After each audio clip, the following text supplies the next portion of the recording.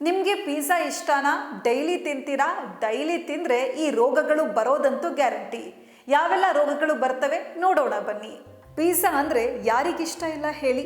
Sauce ಮತ್ತು ಟಾಪಿಂಗ್ಗಳೊಂದಿಗೆ ಈ ರುಚಿಕರವಾದ ಆಹಾರವು ಅನೇಕ ಜನರನ್ನ ಆಕರ್ಷಣೆ ಮಾಡುತ್ತೆ. ಆದರೆ ಪಿಜ್ಜಾ ತಿನ್ನೋದು ನಮ್ಮ ದೇಹಕ್ಕೆ ಒಳ್ಳೆಯದಲ್ಲ.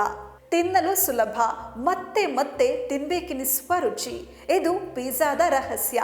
ಪಿಜ್ಜಾ ಪ್ರಪಂಚದಾದ್ಯಂತ ಅತ್ಯಂತ ಜನಪ್ರಿಯ ಆಹಾರಗಳಲ್ಲಿ ಒಂದು. ಚೀಸ್, ಸಾಸ್ ಮತ್ತು ಟಾಪಿಂಗ್ಗಳೊಂದಿಗೆ ರುಚಿಕರವಾದ ಆಹಾರವು ಅನೇಕ ಜನರನ್ನ ಆಕರ್ಷಣೆ ಮಾಡುತ್ತೆ.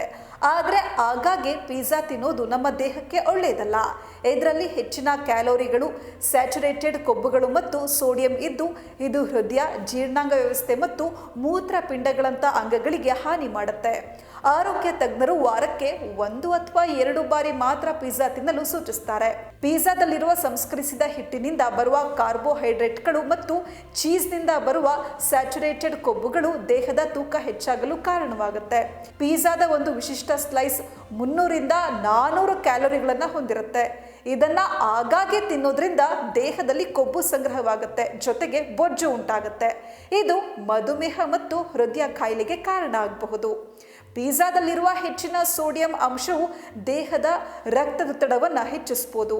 ಒಂದು ಪಿಜ್ಜಾ ಸ್ಲೈಸ್ನಲ್ಲಿ ಸುಮಾರು 600ರಿಂದ 900 ಮಿಲಿಗ್ರಾಂ ಸೋಡಿಯಂ ಒಳಗೊಂಡಿರುತ್ತೆ.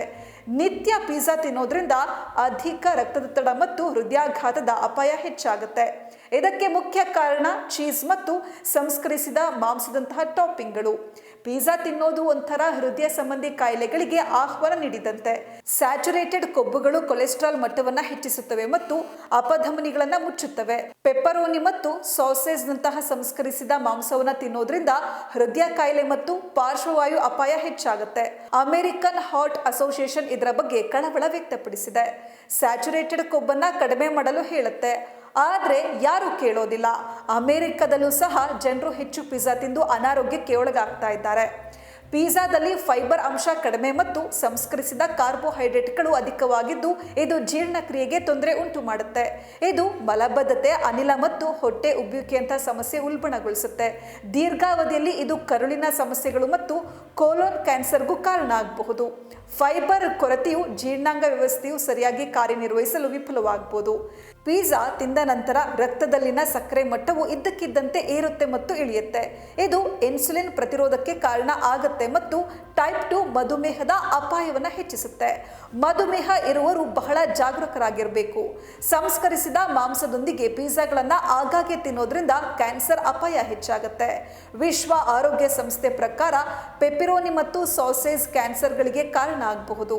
ಇವು ಕೋಲೆನ್ ಕ್ಯಾನ್ಸರ್ ಮತ್ತು ಹೊಟ್ಟೆಯ ಕ್ಯಾನ್ಸರ್ಗೆ ಕಾರಣ ಆಗಬಹುದು. ಆರೋಗ್ಯಕರ ಟಾಪಿಂಗ್ಗಳನ್ನು ಆಯ್ಕೆ ಮಾಡೋದು ಉತ್ತಮ.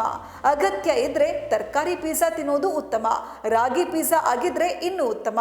ಪಿಜ್ಜಾದಲ್ಲಿ ಹೆಚ್ಚಿನ ಟೊಮ್ಯಾಟೊ, ಈರುಳ್ಳಿ ಮತ್ತು ಇತರ ತರಕಾರಿಗಳು ಮತ್ತು ಸೊಪ್ಪುಗಳು ಹಸಿಯಾಗಿರ್ತವೆ. ನೀವು ಅವುಗಳನ್ನು ಹಾಗೆಯೇ ತಿಂದರೆ ಅವುಗಳಲ್ಲಿರುವ ಅನಿಲವು ನಿಮ್ಮ ಹೊಟ್ಟೆಯನ್ನ ಬಲೂನ್ ಅಂತೆ ಊದಿಕೊಳ್ಳಲು ಕಾರಣವಾಗುತ್ತೆ.